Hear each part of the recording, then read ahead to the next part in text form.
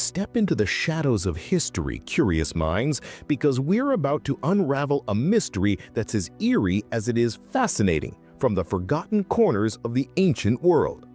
It's the 3rd century BCE, and you're wandering the crumbling streets of a lost city, perhaps Pompeii before its fiery doom, or Petra carved into its rosy cliffs, where the air carries the faint whisper of dust and the echo of vanished lives. These abandoned marvels weren't just relics of grandeur, they harbored secrets in their silent ruins, where healers practiced medical arts so strange they'd raise eyebrows even today. These unsung practitioners, often overlooked in the annals of empire, turned desperation into innovation, their methods a testament to human resilience amid decay. Lost cities like Pompeii, buried under volcanic ash in 79 CE, or Angkor Wat, swallowed by jungle over centuries, were once thriving hubs of culture and medicine. You can imagine the cobblestone paths of Pompeii bustling with merchants, while healers slipped into shadowed alcoves to tend the sick. These cities, cut off by disaster or decline, fostered isolated communities where traditional knowledge morphed into peculiar remedies. The healers, often women, slaves, or outcasts, worked with what they had: herbs, minerals, and a dash of superstition. Their practices weren't recorded in grand libraries, but whispered through generations, preserved in the artifacts and bones left behind, a quiet legacy of survival. One of the oddest secrets was the use of trepanation. Yes, you heard that right, drilling holes into skulls. Archaeological finds from sites like Jericho reveal skulls with neat circular perforations, suggesting healers believed this released evil spirits or relieved pressure from injuries. You might picture a healer, hands steady with a primitive drill, working by flickering torchlight as the patient lay on a straw mat, the air thick with tension. This wasn't surgery as we know it, it was a leap of faith, a bizarre blend of science and ritual that sometimes worked, saving lives in a world without antibiotics. The practice spread across lost cities, from Mesopotamia to the Americas, each adapting it to their beliefs. Life in these fading metropolises was a tightrope walk.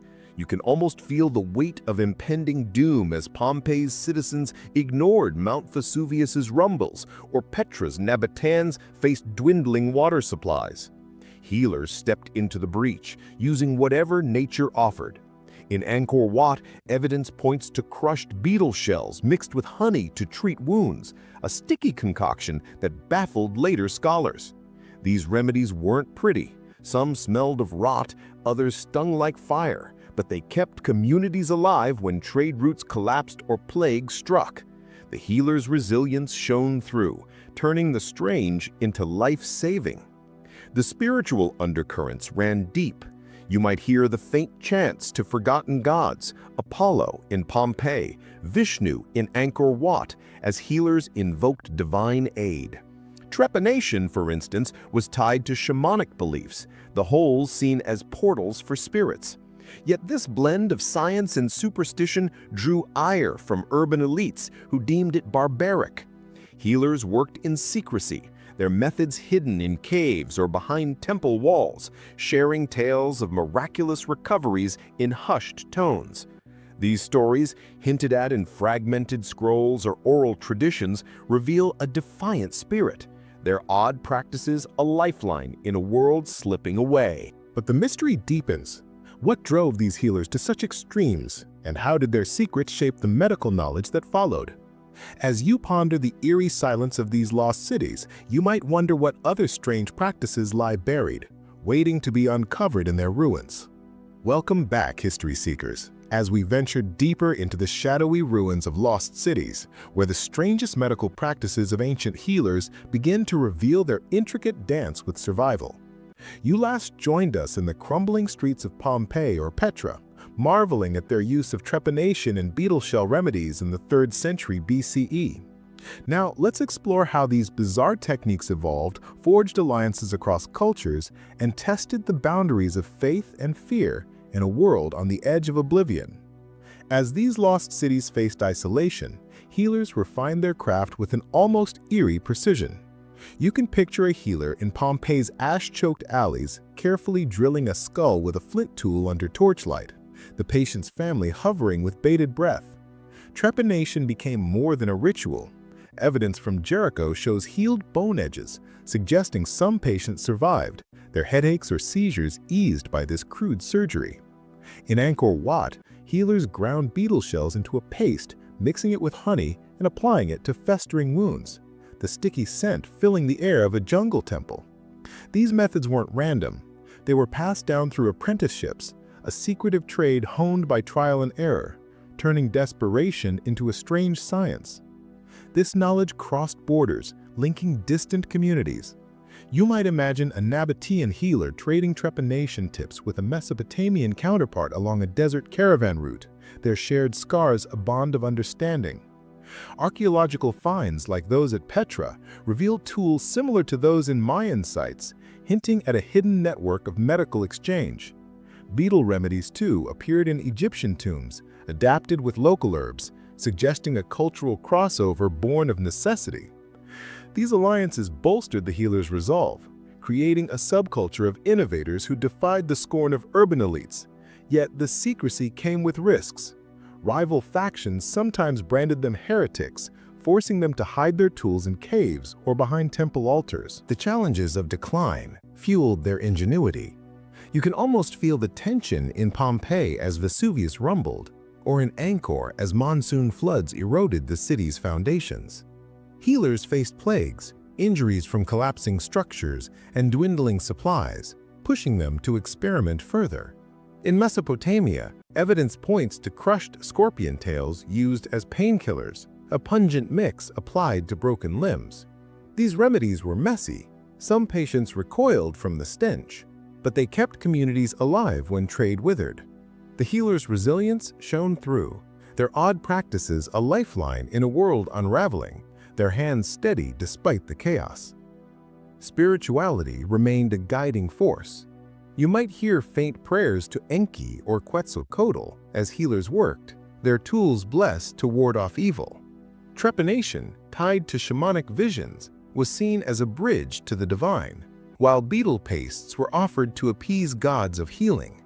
Yet this fusion of faith and experimentation drew suspicion from priests, who demanded conformity.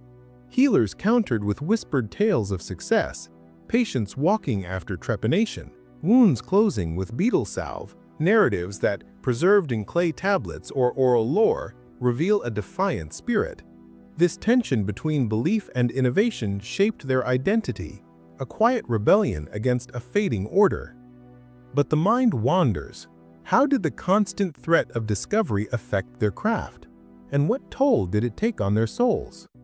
As their practices deepened, the enigma of their inner struggles grew, leaving us to wonder, what drove them to balance the sacred with the strange, and how did it influence the medicine that followed? Welcome back, history enthusiasts, as we bring the eerie saga of the healers in lost cities to a haunting close, a tale where strange medicine meets the fall of empires, leaving a legacy that still whispers through time. You've journeyed with us through the ash-laden streets of Pompeii and the jungle-choked ruins of Angkor Wat, marveling at their trepanation and beetle remedies in the 3rd century BCE. Now, let's witness the climax of their story, where these practices faced their ultimate trial, and their influence shaped the medical world long after their cities faded into silence. As disaster struck, the healers' skills were put to the test. You can picture the chaos of Pompeii in 79 CE, ash raining down as healers drilled skulls to relieve pressure from collapsing buildings, their torchlit hands steady amid screams. In Angkor Wat, as the Khmer Empire waned in the 15th century, healers applied scorpion tail pastes to wounds from warring factions, the jungle's damp air thick with their efforts. These acts of desperation sometimes succeeded. Archaeological evidence shows healed trepanation sites and scar tissue from beetle salves, saving lives when all seemed lost. But many perished, their tools buried under volcanic debris or swallowed by vines, a final testament to their unyielding spirit. The fall of these cities marked a turning point. You might imagine the last healer in Petra, abandoned as trade routes dried up, hiding a flint drill in a cave as Nabataean culture crumbled. The Spanish conquest of Mayan cities in the 16th century saw similar fates, with healers' knowledge scattered as codices burned. Yet their practices didn't vanish. Traces lingered in colonial records, where Spanish friars noted trepanation among indigenous survivors and beetle remedies appeared in folk medicine. This resilience seeded a hybrid medical tradition, blending ancient oddities with new world views, a quiet influence on modern pharmacology. The spiritual cost was steep. You can almost hear the final chants to Apollo or Chalk fade as conquerors imposed their gods, condemning these practices as pagan. Healers faced persecution, their tools confiscated, but their stories endured. Fragments in clay tablets and oral tales preserved by descendants speak of miraculous recoveries, turning their strange arts into legends of survival. This fusion of faith and innovation left a legacy of adaptability, a lesson in thriving amid ruin that outlasted their cities. Today, their tale resonates. The healer's willingness to drill skulls or use scorpion tails mirrors modern pioneers tackling unorthodox treatments, like leech therapy in surgery. Their resilience shaped early medical experimentation, influencing techniques that evolved into today's science. As you reflect on their lost world, consider this: what strange sacrifices from our past still guide the healing arts we rely on?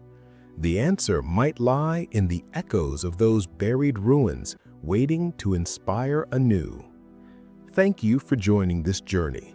Stay tuned for more mysteries from history.